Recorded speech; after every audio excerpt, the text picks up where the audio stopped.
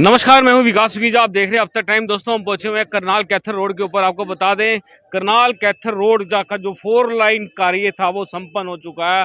इस पूरे मामले में आज हरियाणा के मुख्यमंत्री यहां पहुंचे हैं। उन्होंने Karnal Kaithal road 4 lane highway का और इसके अलावा करनाल से इंद्री यमुनानगर की ओर जाने वाली सड़क पर 4 लाइन कार्य कंप्लीट होने के बाद इन दोनों बड़ी परियोजनाओं का उद्घाटन कर दिया है। और आपको बता दें, कल्पना चावला मेडिकल कॉलेज के लिए एक अलग से ऑक्सीजन यूनिट लगाया गया है, जिसका भी आज उद्घाटन कर दिया है। आइए आपको दिखाते हैं पूरी रिपोर्ट। मेयर नगर निगम करनाल माननीय सीएम साहब के साथ उनका अभिनंदन स्वागत है। स्वच्छ भारत मिशन के कार्यकारी उपाध्यक्ष सुभाष चंद्र सीएम मनोहर लाल खट्टर यहाँ पर उद्घाटन करते हुए नजर आ रहे हैं। तकरीबन 225 करोड़ रुपए की लागत से ये दोनों सड़कें 4 लेन हुई हैं और लंबे समय से इनका इंतजार था। और हरियाणा के मुख्यमंत्री मनोहर लाल खट्टर फिलहाल आप देख सकते हैं उद्घाटन करते हुए नजर आ रहे हैं और इसका सीधा फायदा आम पब्लिक को होने वाला है। इस वीडियो को आप ज्यादा से ज्यादा शेयर कीजिए। उनके साथ योगेंद्र राणा है, राम कुमार कश्यप है और रविंद्र कल्याण है, रेणुवाला गुप्ता है। और ये जो एक ऑक्सीजन प्लांट लगाया गया है उसका भी उद्घाटन सीएम मनोहर लाल खट्टर की तरफ से किया गया है। और इसका सीधा फायदा आम पब्लिक को होने वाला है, क्योंकि सड़क का इंतजार, 4 लेन का इंतजार लंबे समय से किया जा रहा था। जो 2.5 घंटे लगते थे कैथल पहुंचने में, 2.25 घंटे करनाल के से कैथल पहुंचेंगे और करनाल से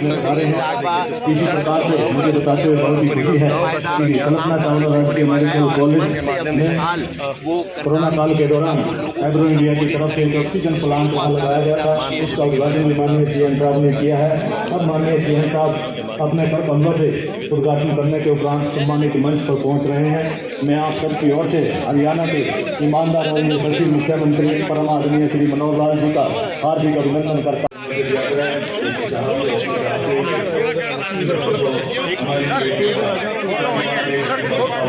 एक बार बिठा देता हूँ, होगी एक छोटा सा शॉर्ट वीडियोग्राफी होना। नीचे बैठ जाओ, फोटो बच्चों का प्रोग्राम आपका भी ये बैंक है वो बैंक से हो क्या? देखिए सामने आ जाओ। तो आप देख सकते हैं कि हरियाणा के मुख्यमंत्री मनोहर लाल खट्टर और एग्रो इंडिया की तरफ से सम्मानित किया जा रहा है देश की उन बच्चियों को जिन्होंने 10वीं पार्टी के जिला अध्यक्ष श्री योगेंद्र राणा जी, करनाल के हमारी मेयर बहन रेणुवाला गुप्ता जी, भाई भगवान दास कबीरपंथी, असम से श्री बख्शी सिंह जी और एग्रो इंडिया के जो एमडी हैं श्री पीटर नायर जी, उपस्थित सभी अधिकारीगण, या उपस्थित सभी हमारे बुजुर्गों, नौजवान साथियों, भाइयों बहनों, पत्रकार छायाकार मित्रों, कल से मैं यहाँ करनाल में हूँ। बहुत से ऐसे प्रोजेक्ट्स हैं जिनका कल उद्घाटन और शिलान्यास हुआ। कल मैंने 9 परियोजनाओं के जो उद्घाटन किया वो 284 करोड़ रुपए के थे। और आज जिन 3 परियोजनाओं का उद्घाटन हुआ है, 2 ये मार्ग हैं, सड़कें हैं, और एक कल्पना चावला मेडिकल कॉलेज में ऑक्सीजन का जो यंत्र ये लगाया गया है, सबको मिला करके 225 करोड़ रुपए की उद्घाटन ये आज किए जा रहे हैं। तो अर्थात इस 1 दिन के 1.5 दिन के दौरे में 500 करोड़ रुपए से ऊपर की ये परियोजनाएं जनता को समर्पित, करनाल की जनता को समर्पित है। भाइयों बहनों, कार्तिक का ये महीना है और ये महीना कार्तिक कैसे कहा जाता है? त्योहारों का महीना है। इसमें दीपावली, भैया दूज, इसके अंदर मानो अभी धनतेरस, गोवर्धन पूजा, विश्वकर्मा पूजा, और फिर अभी कल ही छठ पूजा का भी कार्यक्रम आ रहा है। तो मैं सबसे पहले तो इन सभी त्योहारों का जो मना लिए, जो आने वाले मना रहे हैं, इन सभी अवसरों के लिए आपको बहुत बहुत बधाई, बहुत बहुत शुभकामना देता हूं। आपके सुखी जीवन की मैं कामना करता हूं। भाई बहनों, ये जो 2 राजमार्ग बने हैं, इससे कैथल और यमुनानगर दोनों तरफ के ये रास्ते बनने से एक सुगम हमारी यात्रा हो जाएगी और भीड़ भाड़ से बचेंगे। जो एक्सीडेंट्स की भी संभावना रहती है वो भी कम रहेगी। तो ऐसे 2 मार्ग आज ये यानी एक प्रकार से इनका उद्घाटन हुआ है। इससे पहले भी 2 मार्ग करनाल से असंध और करनाल से मोनक, ये भी 10-10 किलोमीटर तक जो 4 लेन बनाने की बात थी वो पहले से उसका उद्घाटन किया जा चुका है। करनाल से 7 मार्ग निकलते हैं बाहर और हमने घोषणा की थी कि 7 मार्ग या तो पूरे का पूरा मार्ग 4 लेन, नहीं तो कम से कम 10 किलोमीटर तक तो जरूर 4 लेन होगा ही। अब 2 आज हो गए, 2 पहले, 4 बाद जो 3 बचे हैं ये बहुत जल्दी पूरे होने वाले हैं। जो काछवा रोड है लगभग 15 दिन में मैं समझता हूं ये तैयार हो जाएगा 11 किलोमीटर तक। इसी प्रकार करनाल से कुंजपुरा, उसका काम भी तेजी से चल रहा है, 2 महीने में वो भी पूरा हो जाएगा। और जो 7वां बचेगा करनाल मेरठ, इस पर भी काम चल रहा है क्योंकि जो पुल बन रहा है नहर का उसके ऊपर थोड़ा समय लगने वाला है, उसका काम सारा लगभग 5-6 महीने में पूरा होगा। ये सब 7 रास्ते करनाल के जो अंदर आने के या बाहर जाने के सभी रास्ते 4 लेन हो जाएंगे। और एक 4 लेन होने के बाद एक अच्छा जिसको यानी करनाल की कनेक्टिविटी सब तरफ से ये बहुत अच्छी बढ़ेगी। मैं आपको बताना चाहूंगा कि सड़कों का विस्तार, रेलवे का विस्तार न केवल करनाल जिले में बल्कि पूरे हरियाणा में बहुत द्रुत गति से चल रहा है। और जितना जल्दी ये सड़कों का चौड़ाकरण होगा, सुदृढ़ीकरण होगा या नई सड़कें बनेंगी, इससे यातायात के साधन बढ़ते हैं, इंफ्रास्ट्रक्चर बढ़ने से आर्थिक प्रगति भी समाज की होती है। मुझे अमेरिका के एक राष्ट्रपति उनका कथन याद आ रहा है। अमेरिका में लोग बहुत अमीर हैं और सड़कों का भी जाल बिछा हुआ है। वो कहते हैं कि हम अमीर हैं इसलिए हमारी सड़कें चौड़ी और मजबूत और खुली बनी हुई हैं, ऐसा नहीं है। बल्कि अमेरिका में हमने सड़कें ये चौड़ी बनाई, सुदृढ़ बनाई और एक रास्ता दूसरे रास्ते से जोड़ता हुआ इंफ्रास्ट्रक्चर जितना ज्यादा बढ़ा हुआ है, इसके कारण से हम अमीर हुए हैं। यानी वो कहते हैं हमारे यहाँ जाल जो है सड़कों का इंफ्रास्ट्रक्चर पहले बना है, इसके बाद अमेरिका जो अमीर हुआ है। तो मैं ये कह सकता हूं कि ये जो इंफ्रास्ट्रक्चर जितना भी बढ़ता है उसके कारण से आर्थिक प्रगति प्रदेश की भी होती है, देश की भी होती है और व्यक्तियों की पारिवारिक जो हमारे परिवार की भी जो आर्थिक स्थिति है वो भी अच्छी बनती है। हमने इससे पहले जैसा 2-3 सड़कों का उल्लेख तो हमारे धर्मपाल जी ने भी किया है। कैथल से ढांड की सड़क, नीलोखेड़ी से ढांड की सड़क, देवबंद राजौंद असंध सड़क, कोहन बूढ़क सालवन और असंध ये सड़क, करनाल काछवा शामली कौल सड़क, यानी ये जो आसपास की सड़कें हैं जिनकी मैंने चर्चा की है लगभग 200 करोड़ रुपए से ऊपर ये अभी पिछले दिनों में ही बनकर तैयार हुई है। एक लंबा मार्ग यहाँ से करनाल से जींद होकर के और मोंढाल और भिवानी तक इसको भी चौड़ा किया गया है। लगभग 165 किलोमीटर का ये रास्ता है। फिर यमुना पर जो पुल है, अभी हम जानते हैं कि तो मेरठ जाने के लिए हमारा करनाल से पुल है या फिर यमुनानगर से जाने के लिए सहारनपुर जाने के लिए पुल बना है। इन दोनों पुलों के बीच का गैप बहुत है, तो बीच के लोगों का इधर से उधर का जुड़ाव, जफराना के पास एक नया पुल ये भी बनाया जा रहा है जिसके ऊपर 104 करोड़ रुपए की लागत आएगी। बहुत जल्दी बनकर के तैयार होगा ताकि उत्तर प्रदेश से हमारा जो कनेक्टिविटी है और ज्यादा इसमें बढ़ेगी। हम लोग जैसा कनेक्टिविटी के नाते से हरियाणा में लगभग राष्ट्रीय राजमार्ग केंद्रीय सरकार से बातचीत करके हमने 17 नए राष्ट्रीय राजमार्ग ये जो है मंजूर कराए हैं जिसकी लंबाई 1070 किलोमीटर होगी। इसमें से 11 राष्ट्रीय राजमार्गों पर 669 किलोमीटर का काम या तो हो गया है या चल रहा है, बाकी बचा हुआ भी मंजूर हो चुका, बहुत जल्दी हो जाएगा। और किसी छोटे प्रदेश में, हरियाणा कोई बहुत बड़ा प्रदेश नहीं है, इतने राष्ट्रीय राजमार्ग और किसी प्रदेश में नहीं है। संयोग से हमारा चूंकि दिल्ली के साथ कनेक्टिविटी बहुत है और दिल्ली से चाहे मुंबई जाना हो, चाहे अमृतसर जाना हो, चाहे लखनऊ जाना हो, चाहे यानी किसी भी साइड में जाना हो तो आसपास के जो प्रदेश लगे हुए हैं दिल्ली का उनका उसको लाभ होता ही है। इसलिए हरियाणा को उसका एक लाभ है।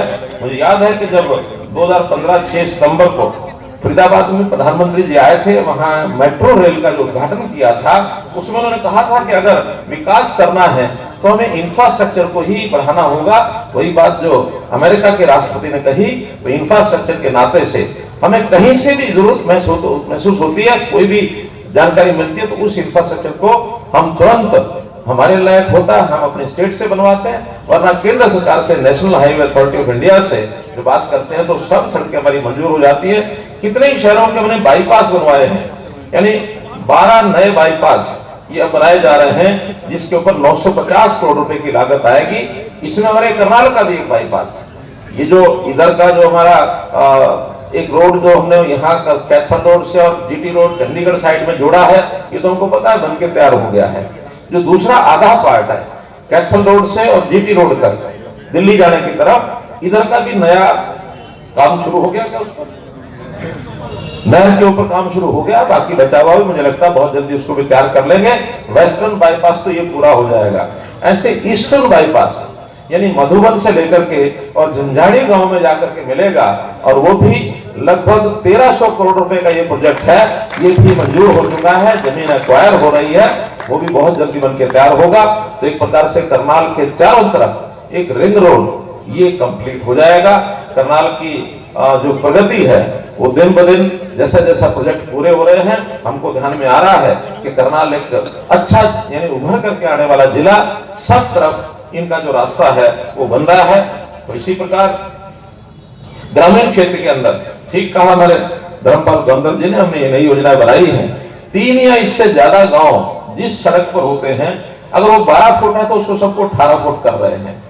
और इसी प्रकार 5 क्रम के जितने रास्ते हैं, चाहे वो मार्केटिंग बोर्ड से, नहीं तो पीडब्ल्यूडी से, उनको भी सबको बनाया जा रहा है। अभी 346 रास्तों का प्रगति का यानी प्रगति पर है, और 1174 पहले से बनाए जा चुके हैं। अभी भी हम डिमांड रखते हैं, सब डिमांड ले लेते हैं कि जितने 5 क्रम के रास्ते हैं उन सबको एक प्रकार से मेटल रोड के रूप में तैयार किया जाएगा, जिससे ग्रामीण क्षेत्रों में भी मंडी में आना जाना है वो सब उनको सुविधाजनक हो जाए। रश, क्योंकि अब ट्रैफिक सब जगह, चाहे ग्रामीण क्षेत्र है चाहे शहरी है, वाहन ज्यादा होने के कारण से और भरपूर वहां आवश्यकता है, उस सारी आवश्यकता को हम पूरा करेंगे।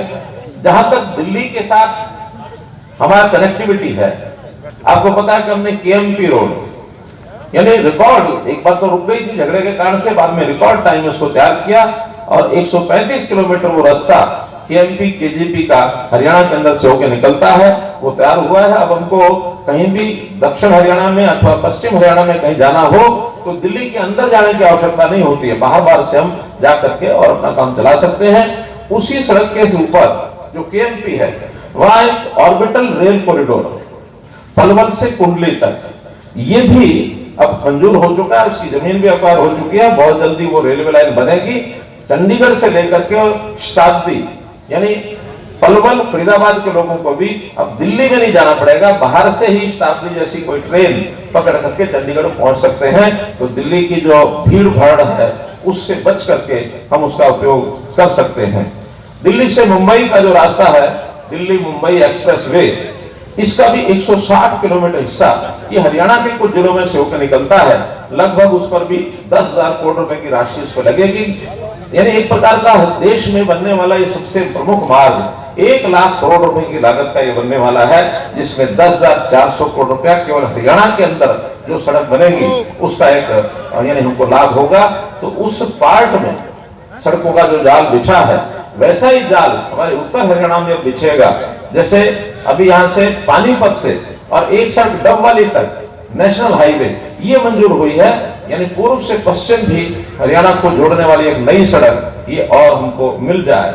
इसी प्रकार जींद गोहाना सोनीपत और अंबाला शाहबाद सड़कें, इनका जो 4 लेनिंग का काम है ये भी चल रहा है। रेवाड़ी गुरुग्राम NH 48 4 लेनिंग ये काम चल रहा है, और दिल्ली से पानीपत ये भी 4 लेन 8 लेन का काम ये भी मंजूर हुआ है, वो भी अब चल रहा है। इसी प्रकार 152D इस्माइलाबाद से लेकर के नारनौल तक उसका भी काम चल रहा है। और इसी प्रकार खेलगांव, बल्लभगढ़, सरायकालेखा आदि, इस पर 148 NA के 6 लेने का काम ये भी चल रहा है। यानी जो काम अब चल रहे हैं, आने वाले 2, 3, 4 साल के बाद हरियाणा में इतना बड़ा जाल फैलेगा कि इंफ्रास्ट्रक्चर में मैं कहता हूं कि हमारा हरियाणा जो है नंबर 1 पर होगा। और वैसे भी अभी 2 दिन पहले ही हमारे पीयूष गोयल जी ने लीड्स 2021 ये एक संस्था है, उन्होंने हमारे हरियाणा को रैंकिंग दी है, तो देश भर में गुजरात नंबर 1 पर आया, तो सेकंड नंबर पर हरियाणा आया है इंफ्रास्ट्रक्चर के अंदर। इस गति से, क्योंकि सब चीजों का मूल्यांकन अब केंद्र सरकार जब करती है, तो हरियाणा किसी भी मायने में पीछे नहीं है, या तो प्रथम स्थान पर है, नहीं तो दूसरे स्थान पर है। ऊपर के जो 2-3 प्रदेश हैं उसके अंदर हरियाणा का कंपटीशन एक कोऑपरेटिव फेडरलिज्म जैसे कंपटीशन होता है, उस कंपटीशन के आधार के ऊपर हरियाणा हर दृष्टि से आगे बढ़ता है। कुछ दिन पहले देश के प्रधानमंत्री जी ने जो टिप्पणी की, आपको पता लगा होगा, उन्होंने कहा कि हरियाणा ऐसे नए स्कीम, नई योजनाएं घोषित कर रहे हैं हरियाणा के लोग, और कई बार तो दूसरे प्रदेश उसको यानी फॉलो करते हैं, और बहुत स्कीमें तो हरियाणा के लागू करने के बाद केंद्र सरकार भी लागू करती है अपने यहाँ। इस प्रकार की टिप्पणी उन्होंने हमारे बारे में कही। इसका श्रेय मैं हरियाणा की जनता को, हरियाणा के सारे अधिकारीगण, ब्यूरोक्रेसी, सरकार के सब जो लोग काम कर रहे हैं, उन सबको ये जो कमेंट है उनके, इसको मैं उनको बधाई देता हूं। जहां तक आरओबी और आईओबी इनका प्रश्न है, बहुत मजेदार आंकड़ा एक अपने सामने है कि हमारी सरकार से पहले 48 सालों में सिर्फ 64 आरओबी आरयूबी ये पिछली सरकारों ने बनाए थे 48 साल में, और हमने इन 7 सालों में 56 आरओबी आरयूबी तो बन चुके हैं, और 40 पर नए पर काम चल रहा है, अर्थात इन 7 सालों में 96 आरओबी आरयूबी इनका काम प्रोग्रेस में है, जो सारे कंप्लीट हो जाएंगे। जो भी रेलवे लाइन्स हैं, अब किसी रेलवे लाइन के ऊपर यानी वहां फाटक नहीं हो, जो मानव रहित फाटक हैं वो भी सब बंद हो जाएं। अब सबको आरओबी या आरयूबी से जोड़ा जाए, ताकि जो रेलवे के साथ होने वाले एक्सीडेंट्स हैं या ट्रैफिक जाम है, समय ज्यादा लगता है, उन सब से निजात हम पाएं। ये एक बहुत बड़ा काम हम लोग कर रहे हैं। तो इस नाते से भी एक प्रकार की सुविधा ये सब लोगों को बहुत जल्दी ये मिलने वाली है। एलिवेटेड रेलवे ये भी सिस्टम हरियाणा ने शुरू किया। पहली एलिवेटेड रेलवे 5 किलोमीटर की, 5 किलोमीटर केवल ऊपर ही ऊपर चलेगी रेलवे लाइन। मेट्रो तो दिल्ली में बहुत बन रही है, लेकिन मुख्य रेलवे ये 5 किलोमीटर एलिवेटेड ये रोहतक में बनकर तैयार हो गई है, और उस पर रेलवे चलने लग गई है।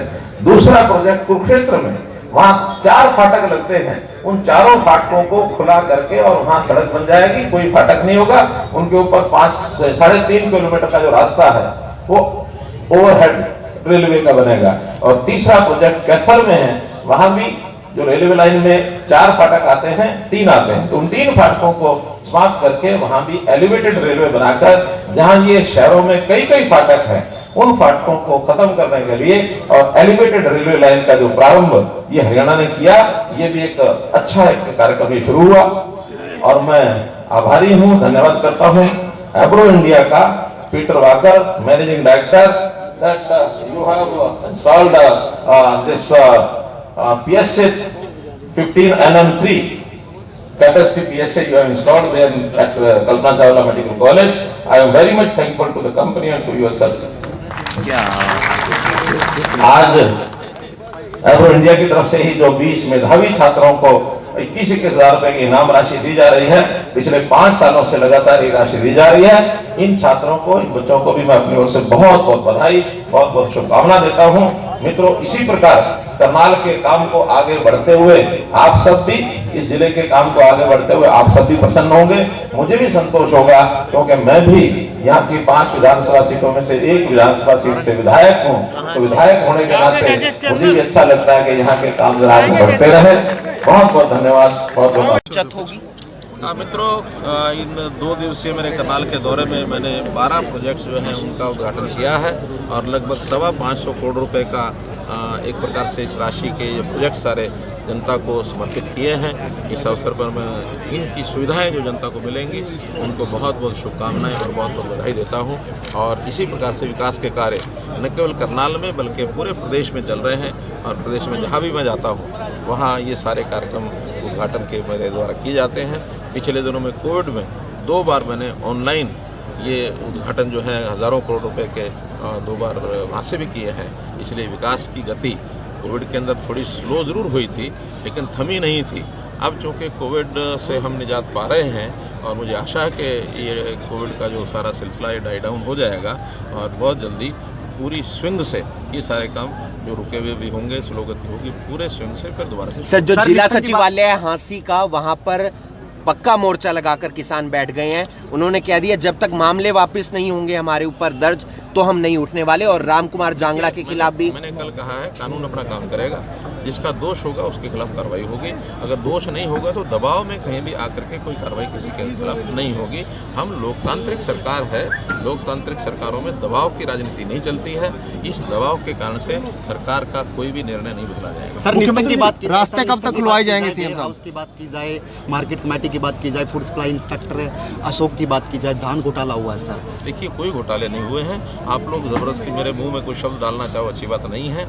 ये जो कुछ जांच के विषय होते हैं, आप अगर कोई शिकायत करते हैं तो जांच करना हमारा काम सर, है। एक बार जांच अगर उसमें किसी प्रकार की कोई लापरवाही बरती जाएगी तो किसी को बख्शा नहीं। सर, रास्ते कब तक खुलवाए जाएंगे? बॉर्डर काफी समय से कोर्ट के भी आदेश हैं। देखिए, कोर्ट के आदेश हैं, कोर्ट में भी केस चल रहा है। हमने फिर भी उनके साथ मीटिंग्स की हैं 2-3 बार, और उस मीटिंग में से दोनों साइड में 5 फुट का रास्ता खोलने की सहमति बनी है। लेकिन डिमांड चूँकि ज़्यादा रास्ता खोलने का भी है, क्योंकि सामान्य वाहन भी वहाँ से निकल सके। अभी तो दोपहिया वाहन या रिक्शा आदि निकल सकती है, बड़े वाहन वहाँ से निकल सके, इसलिए ज़्यादा और रास्ते खोले जाएँ, उनको कहा है। फिर भी जल्दी कोर्ट के अंदर डिसीजन मुझे लगता है ठीक हो जाएगा। और न भी हो तो भी मैं अपील करता हूँ ऐसे किसान संगठनों को कि जनता की, आम जनता के हित के लिए, वो कोई सरकार के काम में बाधा नहीं है, आम जनता के आवागमन में ही बाधा है। जनता को तकलीफें न दें, ऐसा मेरे से आग्रह करता हूं। सर, खराब फसलों के मुआवजे बढ़ाए गए हैं तो किस तरह से फायदा होगा किसानों? देखिए, कुल मिला के कल आपको मैं आपके सामने ही मैंने घोषणा की है कि जो अभी तक मुआवजा 10,000 और 12,000 रुपये की राशि थी, अब वो 12,500 और 15,000 अर्थात 25% की बढ़ोतरी की है। और इसके नीचे भी जो कम मुआवजा यानी कम नुकसान होता है, उसके जो मुआवजों की दरें हैं उनको भी सबको 25% बढ़ा दिया गया है। तो 25% की एक अच्छी राशि किसान को और ज़्यादा लाभ हो, इसलिए किया गया है। निजी सेक्टर में ग्राम पंचायतों के चुनाव थोड़ा कोर्ट के अंदर एक विषय अटका हुआ है। मुझे लगता है जितना जल्दी कोर्ट उसको निर्णय दे दे, क्योंकि हमने 50% का जो महिलाओं का पार्टिसिपेशन कराया है, उस पर कुछ क्लैरिफिकेशन कोर्ट को करनी है। और वो करेंगे तो जैसा हमने पहले पढ़ी लिखी पंचायतों के समय अपना एक ऐसा हमारा जो मुद्दा था, जिसको जनता हित में हमने रखा था, सुप्रीम कोर्ट तक वो मुद्दा गया था। हम कोई भी बात जो सोचते हैं जनहित की सोचते हैं, और इसमें भी महिलाओं को, क्योंकि 50% का प्रतिनिधित्व मिलेगा तो महिलाओं को पहले तो 40-42% ही मिलता था और 8% ज़्यादा मिल रहा है। इसलिए जनहित के इस मुद्दे को कोर्ट भी स्वीकार करेगा, ऐसा मुझे सर, क्या पेट्रोल के दाम और कम हो सकते हैं क्योंकि पंजाब ने काफी ज्यादा कम कर दिए हैं आपसे? कोई पिछलग्गू करके करता रहे तो करता रहे, हमने तो बहुत पहले कर दिया और हरियाणा के रेट तो बहुत सस्ते हैं। सर